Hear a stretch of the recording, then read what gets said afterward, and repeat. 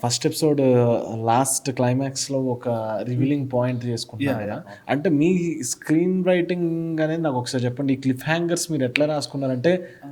ఆహ్, కథ డివైడ్ చేద్దాం అనుకున్నప్పుడు ఇది యాడ్ చేద్దాం అని అనుకున్నారా? లేదంటే వెళ్ళే ముందు బౌండ్ స్క్రిప్ట్ అయిపోయినప్పుడు అని అనుకున్నారా బౌండ్ ఏంటి? స్క్రిప్ట్‌లోనే నేనేం రాసుకున్నానంటే, సమ్‌వేర్ ఇది నెక్స్ట్ సీజన్‌కి గాని, లేకపోతే హ్మ్. ఇంకెక్కడో మనం చూపిచ్చే క్రైమ్‌ని హ్మ్. ముందే ఆడియన్స్‌కి రివీల్ చేద్దాము. హ్మ్. ఎందుకంటే సమ్‌వేర్ హీరో క్యారెక్టర్ ఇంకా జర్నీ స్టార్ట్ అవ్వకముందే హ్మ్. వాడి నెక్స్ట్ జర్నీ ఎంత క్రిటికల్‌గా ఉందని చూపిచ్చేదనేది నాకు ముందు హ్మ్. నుంచి ఈ ఐడియా రైటింగ్ స్టేజ్‌లోనే ఉంది. రైటింగ్ హుహుహు. స్టేజ్‌లోనే ఉంది.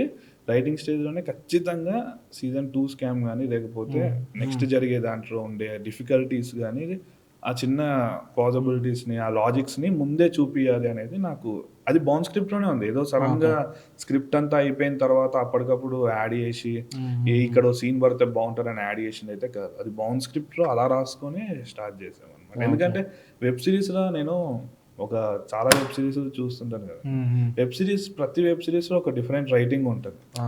సో, మనం గూడా ఏదైనా ఒక చిన్న డిఫరెంట్‌గా ట్రై చేద్దామని ఈ ఐడియాలో ట్రై చేసామనమాట. అచ్చా! అచ్చా! So, okay. ఓకే. అది ఖచ్చితంగా బౌండ్‌లోనే ఉంది. మనమేది హ్మ్. ఎపిసోడ్స్ జూసి సరే ఇక్కడ ఇది పడితే బావుంటదని అప్పటికప్పుడు షూట్ జేసి అయితే తీసింది కాదు. హ్మ్. బౌండ్ స్క్రిప్ట్‌లోనే అది ఉందనమాట.